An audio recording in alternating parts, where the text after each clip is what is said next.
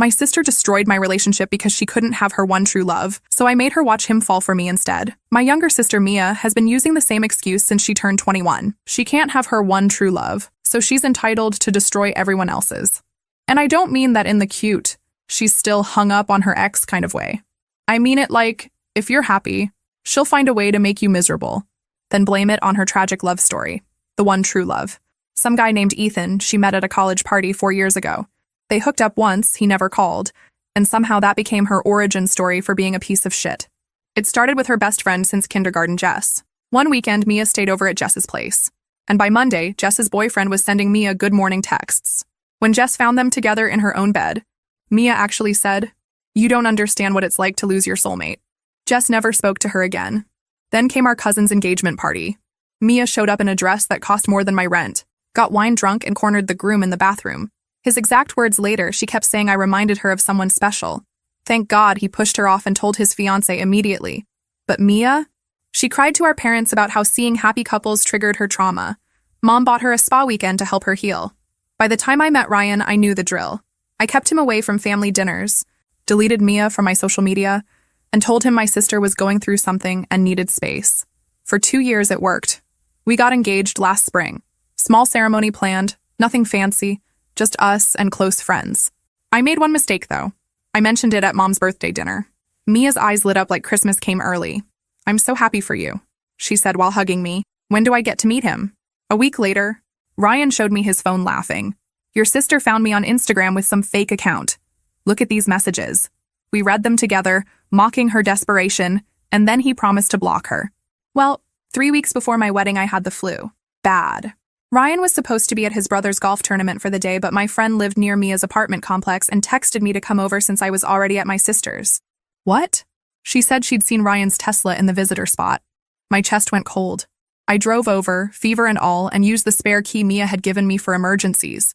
I found them on her couch, her head in his lap, his hand in her hair, both half-dressed. She looked up at me with those fake tears already forming. "I'm so sorry," she whispered. "He just reminds me so much of Ethan," and I stormed out. He didn't even try to save what we had. That's when I decided she'd learn what losing really feels like. See, Ethan wasn't some mystery man who just vanished. We'd actually been following each other on Instagram for 3 years. We had mutual friends from college, the occasional like on each other's posts, but never really talked. He lived 3 hours away, worked as a physical therapist, and posted videos of his golden retriever, so I slid into his DMs with a simple message. "Hey, this is weird, but my sister had a thing for you in college and just ruined my wedding. Want to help me ruin her life?" He responded in 12 minutes. "Mia, the girl who showed up at my mom's house? I'm in." Turns out she'd driven to his hometown, introduced herself to Ethan's mother as if she were an old acquaintance, telling a distorted story about how he was the love of her life, how they had been separated by circumstances. His poor mother believed it. She invited Mia for tea, they took selfies together, and she even posted saying, "Reuniting with my dear future mother-in-law." Ethan sent me everything, screenshots, videos, and even an audio of his mother saying, "She seemed so sincere, dear. I'm sorry if I caused any problems." That's when I knew. Mia wasn't going to stop. She didn't know how to love, only how to possess. And what she couldn't have, she destroyed. But this time, she didn't count on 2 things. That I was no longer that sister who let things slide, and that Ethan was willing to play the game. We planned every step. He would come visit me on the weekend of the family lunch. I hadn't spoken to Mia since I caught her with Ryan, but I knew she'd be there, because it was my father's birthday and no one ever missed the perfect family event. And me? I would show up with Ethan, holding hands, laughing, acting exactly how she dreamed of acting with him. On Friday, I picked up Ethan at the bus station. He was even more handsome in person, charismatic, funny, gentle, the kind of man who shines effortlessly, the kind of man Mia couldn't manipulate. And he knew it. In the car, we rehearsed our lines, coordinated our gestures, and on Saturday, at 1 p.m., we parked in front of my parents' house. I walked in wearing a new dress, high heels, and a smile on my face. Ethan held my hand as if we'd been a couple in love for years. Mia was in the living room, laughing with my uncle when she saw us. Her laughter died in her throat. "Everyone," I announced, as if it were the most natural thing in the world. "This is Ethan." The name hit her like lightning. She went white, then red, then forced herself to smile as if it were funny. "Ethan," she said, forcing an awkward laugh. "Wow, what a coincidence." He smiled politely. "Hi, Mia. Good to see you again." That destroyed any control she still pretended to have. She stammered something, but I was already sitting down with him beside me, taking photos, posting stories. My every move was a blade to her vanity. During lunch, she tried to make conversation with him, reminisce about something from college that never actually existed. But Ethan made sure to look at me the whole time, call me love, put his arm around my shoulders. And every time he did that, Mia pressed her lips together as if she were swallowing glass shards. After the birthday toast, she finally couldn't take it. She locked herself in the bathroom. I followed her. I knocked on the door until she opened it. "What do you want now?" she asked with smeared makeup and a pleading look. "Just came to see if you're okay," I replied with fake concern. "After all, it must be hard to see a soulmate in your sister's arms, right? You're doing this just to hurt me, and you destroyed my engagement just because you couldn't stand to see me happy. So no, Mia, this here is just justice. He was mine," she screamed, punching the wall. "I saw him first. I felt it first." "No, Mia, you saw him once, and he never wanted you. You invented a love story in your head and used that as an excuse to be cruel to everyone around you. But now, you're going to sit and watch him love me. Because unlike you, I didn't have to beg." She collapsed on the floor, crying loudly. Mom knocked on the door, asking if everything was okay. I opened it and walked out with my head held high. I went back to the living room and sat next to Ethan. He kissed my forehead and whispered, "She's going to lose it even more. Are you ready?" I smiled. I've never been more ready. The next day, the repercussions were already visible. Mom called me early, asking for empathy. She said Mia had spent the entire night crying, that she was fragile, and that I should have avoided provoking her. "Provoking?" I asked, laughing humorlessly. "You think showing up with my boyfriend at a family gathering is provoking?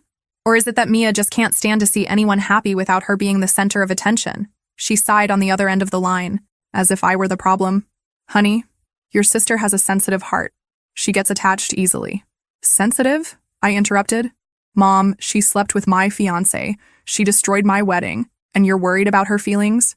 I was feverish, alone at home, and she was lying with him on the couch, remembering Ethan. "You're not going to flip this around. Look, let's talk another day." And she hung up. At that moment, I realized no one there was going to defend me. The whole family always treated Mia like a broken ornament, but they forget she also has claws. She always had them. Only now, those claws were turned on herself. On Monday, Ethan was still in town. I decided to take him to brunch with some of my friends, those who knew everything Mia had been up to since high school. He was a showstopper, polite, gentle, charismatic, and completely devoted to me. The girls exchanged glances, enchanted.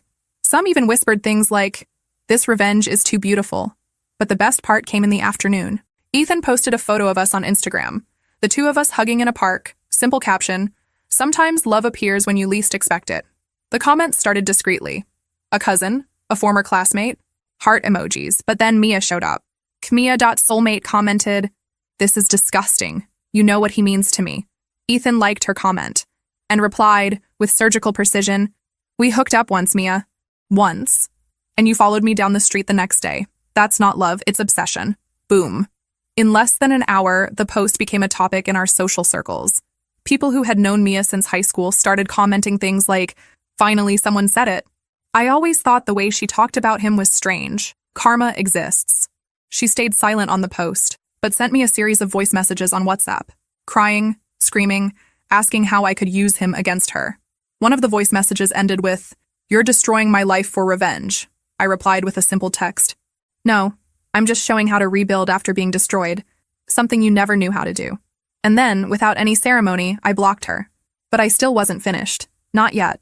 I knew she wouldn't let it go easily. And sure enough, on Thursday night, I got a notification. Mia had made a post on Instagram. A selfie with a crying face, swollen eyes, that low bedroom lighting. And the caption, "It's hard to see your sister steal the man you love.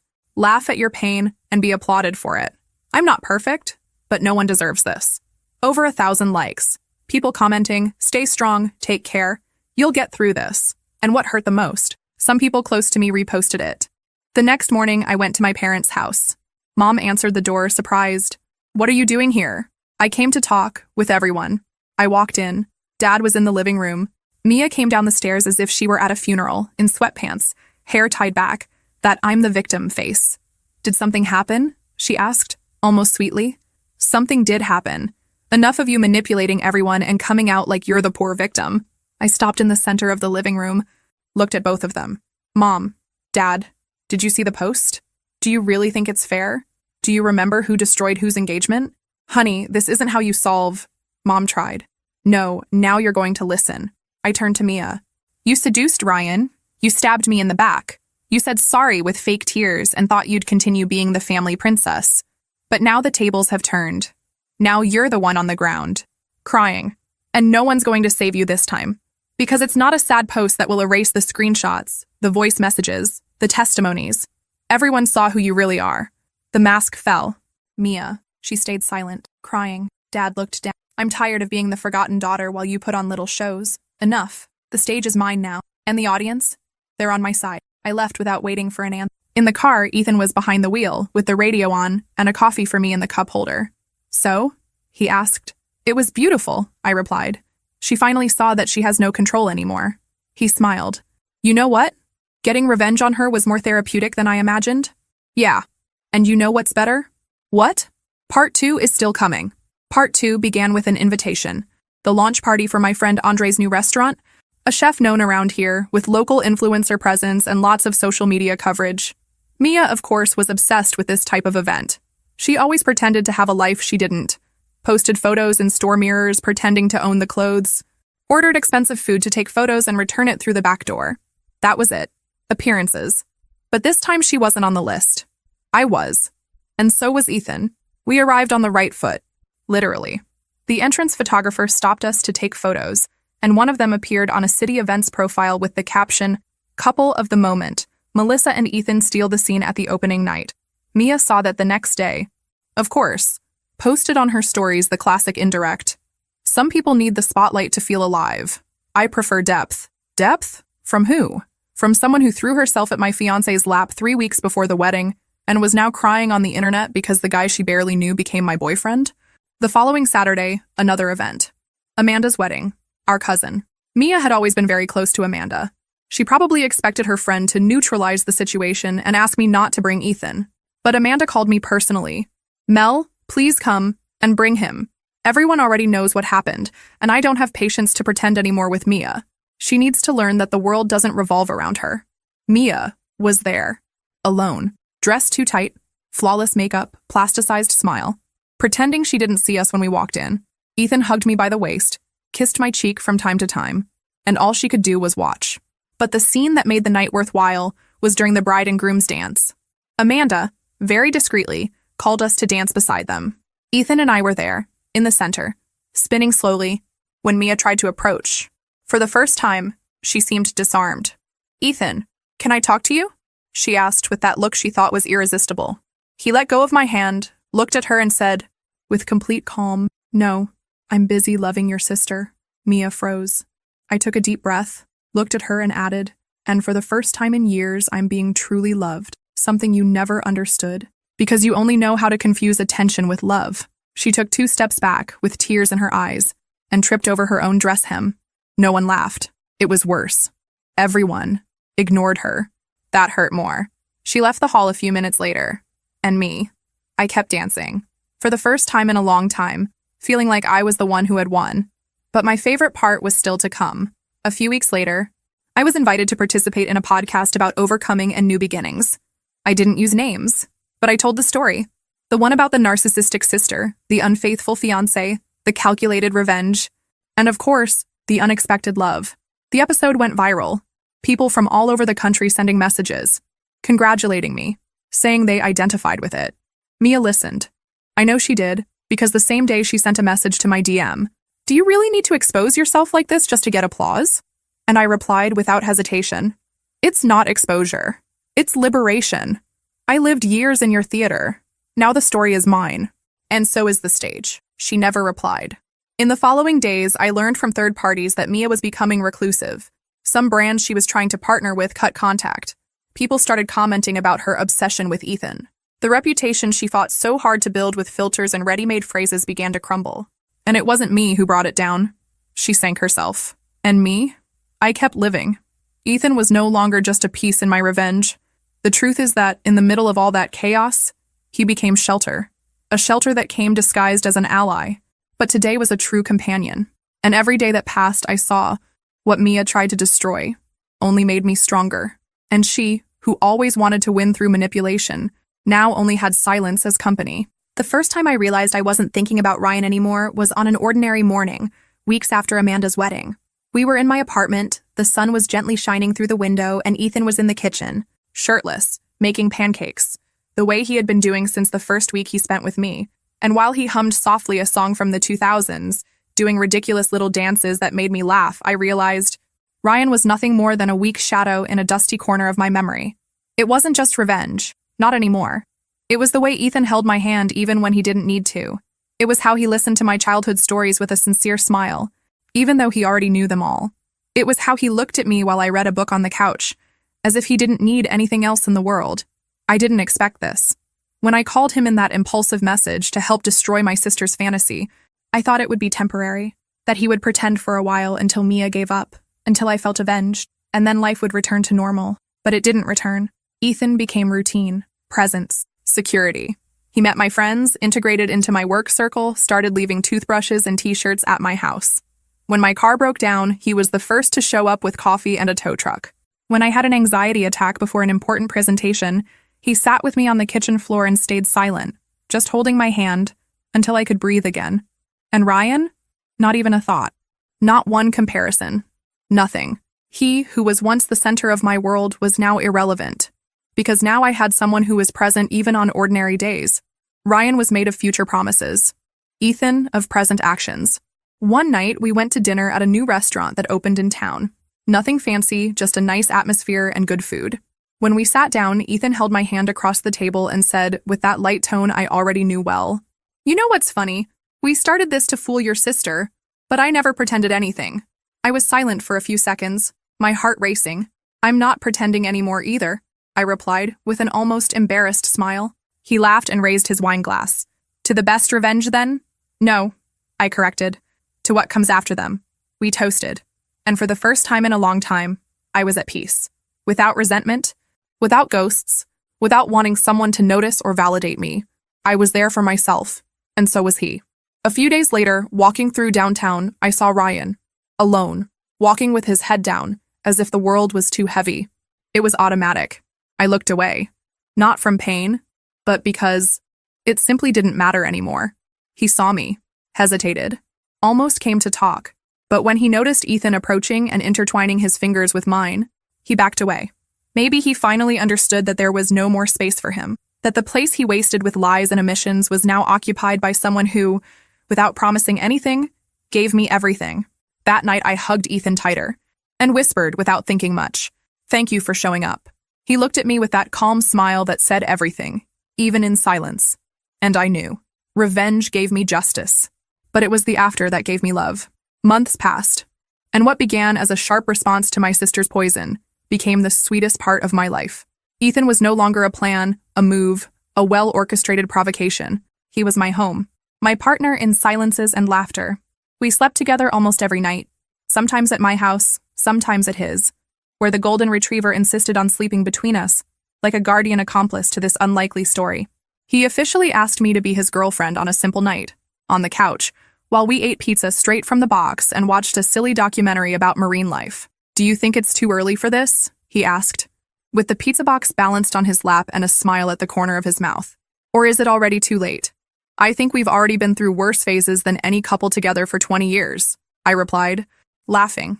"It's just a title, but yes, I want to." And that's how it stayed. We didn't talk about Mia anymore. She disappeared from conversations, from social media, from messages. She blocked Ethan on everything, even though he never sought contact. She told acquaintances that she would never forgive me, that I had stolen the love of her life just to rub in her face what she couldn't have. She didn't bother to admit that she destroyed my wedding before all of this. But you know what? I didn't care anymore. At first, I thought I would care, that I would keep dwelling on the fact that she didn't acknowledge her own guilt, that I would beg for an apology that never came. But the truth is that the freedom I felt when I stopped wanting Mia's approval was the greatest gift that whole chaos gave me. She didn't forgive me. She didn't come to my birthday. She didn't respond to my mother's messages about Christmas. She stayed away, hurt, revolted. And me? I moved on. I traveled with Ethan to the countryside, met his mother, this time officially, helped paint the wall of the new clinic he opened, learned to deal with the messy dog, and little by little, we built a routine that was light, true, without masks, without games. There was a day when we were lying in the hammock, just listening to the wind and the sound of birds, when he said to me, "Do you still think all of this was just revenge?" I thought for a few seconds, and then I smiled, turning my face to him. Maybe it started that way, but it ended up being the best thing I ever did for myself. He kissed my forehead, and we stayed in silence. Revenge became love, and ironically, that's what must have hurt Mia the most. She always wanted to be the center, the most beautiful, the most desired, the most worthy of attention. But it was offstage, away from the script she always tried to write, that I found what she spent her whole life pretending to have. I was never the family highlight. I was never the most loved. I was never the perfect sister. But I was the only one who knew how to transform pain into strength, rejection into freedom, and revenge into love. And that, no one will ever take away from me. 6 months later, when I thought all the storms had passed, I received an unexpected call. It was Ryan. I didn't answer the first time, or the second. On the third, Ethan was beside me and simply said, "Answer it. You need to close this cycle." "Hello," I replied, with the most neutral voice possible. "Melissa, it's me." His voice sounded tired, defeated. Can I talk to you? In person?" I thought about hanging up, but Ethan was right. There was something that needed to be said. We arranged to meet at a neutral cafe, far from any place that held our memories. When I arrived, he was already there. Disheveled hair, deep dark circles. He seemed to have aged years in just a few months. "Thank you for coming," he said, without looking me in the eyes. "What do you want, Ryan?" He sighed deeply. "I wanted to apologize, really, and explain." "Explain what? That you were holding hands with my sister 3 weeks before our wedding?" "It wasn't like that," he murmured. She came to me when you were sick, said she needed to talk about something important about you, that there were things from your past I needed to know before marrying you." I felt a knot in my stomach. Typical Mia. "And you believed her?" "She brought evidence, or at least things that seemed like evidence. Said you had destroyed some girl's life in high school, that you were vindictive, manipulative. She showed old conversations taken out of context." He finally looked at me. I got confused, scared. "And that's why you went to bed with her?" "No." He shook his head desperately. "She said she had been in love with me since we met, that she just hadn't said anything because she respected you, that if I canceled the wedding, she would be there for me. I was drinking, I was confused with everything she had told me about you." "Ryan," I interrupted, "none of that justifies what you did." "I know." Tears began to form in his eyes. 5 minutes after you left, I understood. I understood that she had manipulated me, that all of it was lies, that I had destroyed the best thing in my life because of her. I remained silent for a long time. "You know what hurts me most, Ryan? It's not even what you did. It's that you didn't trust me. In 2 years together, you believed her words more than who I really was." He lowered his head. "I tried calling you afterward. 1,000 times. I went to your house, but you were never there. Until I saw the photos with him, and I understood it was too late." "It was too late the moment you put your hand in her hair," I replied, standing up. "But thank you for explaining. It helps me be sure I made the right choice." He looked at me one last time. Are you happy with him?" I smiled for the first time during the entire conversation, happier than I imagined I could be. And I left, without resentment, just with the certainty that some doors need to be closed for others to open completely. The conversation with my family was harder. It took 3 months before my mother called asking us to talk. She suggested lunch, just the two of us, to work things out. I found a different woman, older, more tired. The wrinkles around her eyes seemed deeper. "How are you?" she asked, hesitant. "Good, Mom. Very good." "And Ethan?" "He's good too. We're good." She nodded, nervously fidgeting with her napkin. "I need to apologize to you," she finally said, "for all the years that I didn't see clearly." I felt my chest tighten. "Mom?" "No, let me talk." She looked me in the eyes for the first time. "I always knew Mia was difficult, but I thought if I gave her more attention, if I protected her more, she would change. And in the process, I neglected you. I left you to deal with the consequences of her problems alone." Tears began to stream down my face. "After you confronted us that day, I started putting the pieces together. The friends Mia lost, the boyfriends who disappeared, the stories that never added up. And I realized that you two told me very different versions of the same story, and I always chose to believe hers. Why? I asked, my voice choked. Because she cried louder, my mother admitted, her voice breaking. Because you always seemed stronger, more capable of taking care of yourself. And I confused strength with not needing support. We sat in silence for a few minutes. And now? I asked. How is Mia? She moved to another state. She's in therapy. Said she needs to start over away from all this. My mother hesitated. She asked me to tell you that she knows she was wrong, but that she can't apologize to you yet. And I can't forgive yet. I replied honestly. Maybe someday, but not now. I understand. She reached her hand across the table. Can I try to be a better mother? To you? I held her hand. We can try to be a better family, but it will take time. She smiled with tears in her eyes. I have time. A few weeks later, my father showed up at my house. Without warning, with a bouquet of flowers and the face of someone who didn't quite know what to say. Can I come in? He asked, timid. Of course, Dad. Ethan was in the kitchen and greeted my father politely before stepping away, giving us space to talk. I like him, my father said, straight to the point. Seems like a good man. He is. I came here because your mother said you two talked, and I realized I never apologized to you. My father was never one for many words, so this surprised me. I always knew Mia was problematic, he continued, but I thought it wasn't my problem, that it was women's business, that your mother would solve it, but in the end, you both suffered. And you especially. Dad, no, daughter, let me finish. He sat on the edge of the sofa. I failed as a father. I failed to protect you. I failed to educate her. And I failed to teach you both that sisters should support each other, not destroy each other. I felt a lump in my throat. Your mother told me about Ryan, about what she did to you. He shook his head. If it were me, I would never forgive. But you found a way to transform all that pain into something good. And I'm proud of that. I'm proud of you. They were the words I had waited my whole life to hear. Thank you, Dad. Do you think there's still time for me to be a better father? I smiled, even with my eyes welling up. There's always time. That night, I told Ethan everything. He listened in silence, just holding my hand. How do you feel? He asked when I finished. Free, I replied, surprised by my own response. For the first time, truly free. And about Mia? I thought for a moment. I hope she finds her peace. Away from me, but I hope she finds it. He smiled and kissed my forehead. You're incredible, you know that? We're incredible, I corrected. Us.